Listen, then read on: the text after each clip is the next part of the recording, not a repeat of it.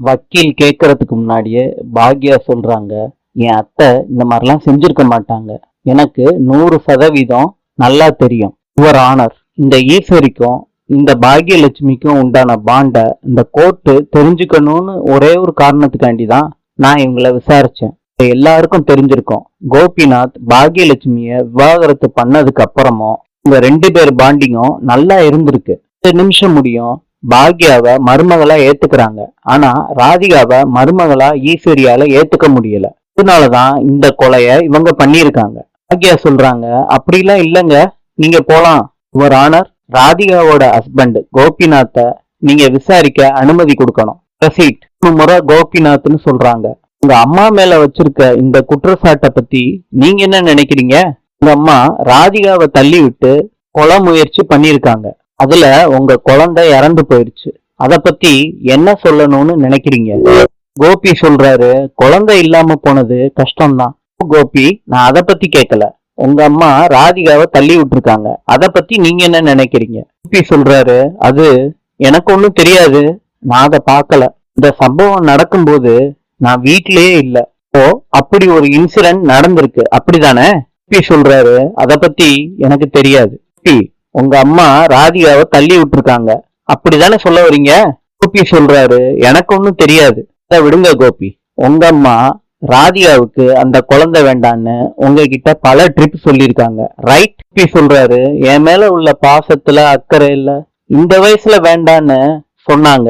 That's all your honour, நீங்க போலாம். Judge சொல்றாரு, இந்த வழக்கின் விசாரணையை ஒத்தி வைக்கின்றேன். குற்றம் சாட்டப்பட்ட ஈஸ்வரி இந்த குற்றத்தை செய்ய எல்லா முகாந்திரமும் இருக்கு என்பதை நிரூபிக்கப்பட்டதால் ஈஸ்வரியை தொடர்ந்து நீதிமன்ற காவலில் வைக்கும்படி நான் உத்தரவு இடுகிறேன். எழில் வக்கீல் கிட்ட கேக்குறாரு, என்ன சார், நம்மளால எதுவும் பண்ண முடியாதா?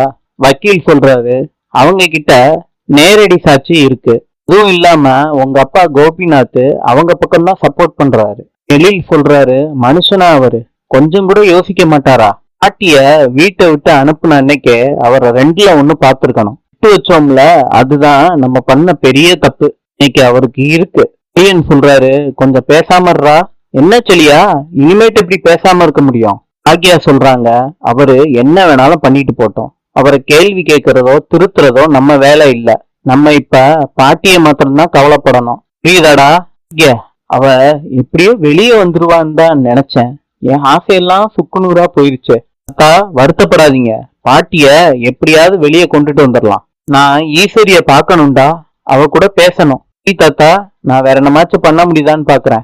வக்கீல் சார் வாங்க. பாக்யா சொல்றாங்க, எழில் போய் ரொம்ப நேரம் ஆயிடுச்சு, இன்னும் வரல. நான் போய் எழில பாத்துட்டு வந்துடுறேன், நீங்க இருங்க. ராதிகாவும் கமலாவும் எதிரக்க வர்றாங்க. அப்ப பாக்யா கேக்குறாங்க, என்ன உங்களுக்கெல்லாம் மனசாட்சின்னு ஒண்ணு இருக்கா? கமலா சொல்றாங்க, பாக்யா உன்கிட்ட மனசாட்சி நிறைய இருந்துச்சுன்னா எனக்கு கொடுக்குறியா? ஒரு நாளும் அந்த மாதிரி செய்ய மாட்டாங்க. பாக்யா, நீ தான் உங்க அத்தைய பெருமையா பேசணும். நான் பார்த்தேன் என் கண்ணால, உங்களை புடிச்சு தள்ளி விட்டத நான் பார்த்தேன். கல்யாணம் அத்தைக்கு பிடிச்சதா இல்ல உங்களை பிடிச்சதான்னு இந்த விஷயமே கிடையாது. அத்தைக்கு அவங்க பையனை ரொம்ப பிடிக்கும், அது மேல உயிரே வச்சிருக்காங்க. அவங்களுக்கு போய் கெடுதல் செய்வாங்களா சொல்லுங்க? நீங்க ஏன் யோசிக்கவே இல்ல? நியாயமா பழிய தூக்கி போட்டீங்களே. கமலா சொல்றாங்க, நாங்க தான் பழிய போட்டோமா? அப்ப பாக்யா சொல்றாங்க, நீங்க கொஞ்சம் நிறுத்துறீங்களா? நான் ராதிகா கிட்ட பேசிக்கிட்டு இருக்கேன். நான் உங்களை என்னமோ நினைச்சேன், இப்படி நேரம் பார்த்து பழி வாங்குவீங்கன்னு நான் உங்களை நினைச்சு கூட பாக்கல. பாக்யா, குழந்தைய இழந்தது நானு, அதோட வலி என்னன்னு எனக்கு தான் தெரியும். அது தெரியாமல்லாம் நீங்க பேசாதீங்க, வாய் இருக்குன்னு. என்னங்க இப்படி பேசுறீங்க? இவங்க கிட்ட என்ன பேச்சு? மாமா பாட்டிய பாக்கலான்னு சொல்லிட்டாங்க, வாங்க போய் பாக்கலாம். கமலா சொல்றாங்க, அப்படியே பார்த்துட்டாலும் கையோட கூட்டிட்டு போயிற மாதிரிதான்.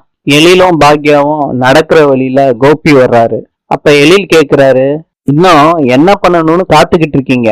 பாட்டி ஜெயிலுக்கு போற முடியும் ரசிச்சுட்டு தான் போவீங்களா? எல்லாருக்கும் துரோகம் பண்ணத நான் மன்னிச்சிருவேன், ஆனா பாட்டிக்கு துரோகம் பண்ணீங்க பாத்தீங்களா, அதுதான் என்னால மன்னிக்க முடியல. பாக்யா சொல்றாங்க, எழிலு வா போகலாம், வா.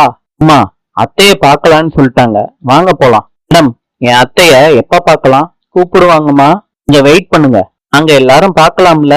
இல்லம்மா, எல்லாரும் பார்க்க முடியாது, யாராவது ஒருத்தர் தான் பார்க்க முடியும். அம்மா, நீங்க போய் அத்தைய பாருங்க, தைரியமா இருக்க சொல்லுங்க, எப்படியாவது வெளியே கொண்டுட்டு வந்துருவோன்னு சொல்லுங்க மாமா. இப்ப போய் நீங்க அழாதீங்க, சரியா? முயற்சி பண்றேம்மா. ஈஸ்வரியோட சொந்தக்காரங்க நீங்க தானே? ஆமா மேடம். பாக்யாங்கிறது யாரு? நான் தான் மேடம். உங்களை தான் பார்க்கணும்னு சொன்னாங்க. வாங்க மேடம். இங்க நீ போமா. நானும் அழுது அவளும் அழுது துயரமா போயிரும். நீ போய் பேசிட்டு வாமா. அத்தா, நீங்க ஃபீல் பண்ணாதீங்க அத்தை. பாக்யா, அத்தை அத்தை அழாதீங்க அத்தை. பாருங்க அத்தை, பயமா இருக்கு பாக்யா. இவ்வளவு பெரிய பிரச்சனை இல்ல நான் மாட்டுவேன்னு எதிர்பார்க்கல பாக்யா. அதனாலே அந்த ஜெயில இருக்க முடியல பாக்யா. மேட்டு காலம் ஃபுல்லா நான் அங்கதான் இருக்கணுமா? இன்னைக்கு என்னமோ இந்த மாதிரி ஆயிருச்சு. ஜட்ஜி இன்னும் தீர்ப்பு சொல்லல. கண்டிப்பா தீர்ப்பு நமக்கு சாதகமா தான் வரும். நீங்க எந்த தப்பும் பண்ணலன்னு நிரூபிச்சுட்டு வீட்டுக்கு வருவீங்க அத்தை. அங்க எல்லாரும் உங்க கூட தான் இருக்கோம், பயப்படாதீங்க. உங்களை வெளியே கூட்டிட்டு வந்துருவோம், அழாதீங்க. இப்ப பாருங்க அத்தை, என்னை நம்புறீங்கல்ல? கண்டிப்பா கூட்டிட்டு வந்துருவோம் வெளியே. இப்ப எல்லாமே எதிரா இருக்க மாதிரி தான் தெரியும். உண்மைன்னு ஒண்ணு இருக்குல்ல, அது வெளியே வரும்போது நீங்க வீட்டுக்கு வந்துருவீங்க அத்தை. நீங்க நம்பிக்கையோட இருங்க, அழாதீங்கன்னு சொல்லிட்டு பாக்யாவும் அழுகுறாங்க. கான்ஸ்டபிள் சொல்றாங்க, பேசினது போதும், டைம் ஆயிருச்சு, கிளம்புங்க. தைரியமா இருங்க, நீங்க வெளியே வந்துருவீங்க, நாங்க கூட்டிட்டு வந்துருவோம். தாத்தா தைரியமா இருங்க. பாக்யா பார்த்துட்டு வரும்போது கோபி நின்னுகிட்டு இருக்காரு. பார்க்காத மாதிரி வந்துடுறாங்க. அம்மா, பாட்டி என்ன சொன்னாங்கன்னு கேக்குறாங்க.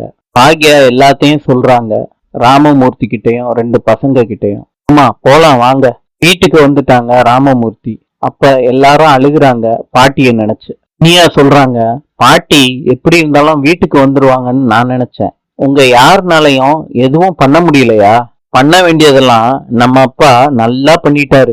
ஒரு வாயை மூடிக்கிட்டு இருந்தாவாது பாட்டிக்கு ஜாமீன் கிடைச்சிருக்கும். இப்போ அதுக்கும் வழி இல்லாம போயிருச்சு. இல்லண்ண, பாட்டி எப்பதான் வீட்டுக்கு வருவாங்க? அடுத்த ஹியரிங் முடியும், வெயிட் பண்ணி தான் ஆகணும். இனி சொல்றாங்க, வேற ஏதாவது அட்வொகேட்டை வச்சு நம்ம மூவ் பண்ண முடியுதான்னு பாப்போமா? இனி இவங்களே பெஸ்ட் அட்வொகேட் தான். அவர் கொஞ்சம் வாயை மூடி இருந்தாருன்னா ஜாமீன் கிடைச்சிருக்கும். செல்வி கேக்குறாங்க, தம்பி அம்மா எப்படி இருக்காங்க? தைரியமா இருக்காங்கல்ல? ராமமூர்த்தி அழுக ஆரம்பிக்கிறாரு. எல்லாரும் சமாதானப்படுத்த ட்ரை பண்றாங்க. செல்வி சொல்றாங்க, அழாதீங்க ஐயா, அம்மா வந்துருவாங்க. ராமமூர்த்தி சொல்றாரு, நம்ம எல்லாரும் இருந்தோம், வேடிக்கை தானே பார்க்க முடிஞ்சிச்சு. அத்தா பயப்படாதீங்க, இப்ப கூட செலிய அட்வொகேட் தான் பார்க்க போயிருக்கான். அம்மாவும் ஏதாவது பண்ண முடியுதான்னு பார்க்க போயிருக்காங்க. சரி, அந்த போலீஸ் ஜீப்ல இருந்து இறங்கணும்னு பார்க்கும்போது என் உசுரே போயிருச்சு. இப்படி வாழ்ந்தவ இங்க எந்த தப்பும் பண்ணலன்னு ஈஸ்வரி கதறி கதறி அழுகிறா. யாருமே நம்பலையே. அவ கனவுல கூட நினைச்சு பார்க்காதெல்லாம் இந்த 2-3 நாள்ல நடந்து போச்சே. கோயிலுக்கு போயிட்டு நிம்மதியாதான் வந்தா. ஒரு நாள் கூட அந்த நிம்மதி நீடிக்கலையே. தாத்தா அழாதீங்க, பாட்டிய அடுத்த ஹியரிங்ல வெளியே கொண்டுட்டு வந்துடலாம். இனி சொல்றாங்க, அவங்க கொடுத்த கம்ப்ளைண்ட பொய்ன்னு நம்ம நிரூபிக்கலாம். இப்படி நிரூபிக்க போறோம்? அதான் அந்த மகாபாவி சொல்லிட்டாலே, இந்த அம்மா தான் குழந்தைய வேண்டான்னு சொன்னாங்கன்னு. அக்கிரமத்துக்கு ஒரு அளவே இல்லையா? இதுக்கு பதிலா அவன் அம்மாவை கழுத்தை நெரிச்சே அவன் கொண்டு போட்டிருக்கலாம். யா அழாதீங்க, உங்க எல்லாரு நல்ல மனசுக்கும் நல்லதுதான் நடக்கும். அம்மா வெளியே வந்துருவாங்க, பாருங்களே. கேள்வி, ஏற்கனவே போலீஸ் நம்ம வீட்டுக்கு வந்துச்சு. அன்னைக்கே ஈஸ்வரி பயந்து நடுங்கிட்டா. பாவம்மா, அவ பயந்த சுபாவம். போலீஸ்காரன் எப்படி எல்லாம் கேள்வி கேட்பானோ, இப்படி எல்லாம் சித்திரவதைப்படுத்துவானோ, ஒவ்வொன்னையும் நினைக்கிறப்ப எனக்கு நெஞ்சே பதறுது. அவ்வளவுதான், அவ பையன் கூட போயிட்டு வர்றேன்னு சொல்லிட்டு போனான்.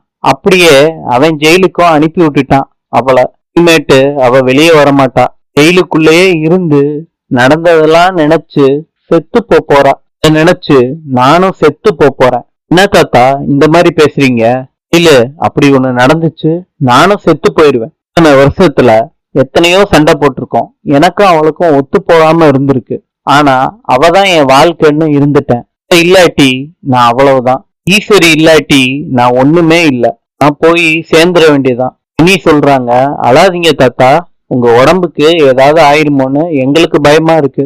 ஆகட்டுமா, ஏதாவது ஆகட்டும், அதான் நான் இந்த வயசுல எதிர்பார்க்கிறேன். தாத்தா ப்ளீஸ் தாத்தா, அவங்க வந்துருவாங்க.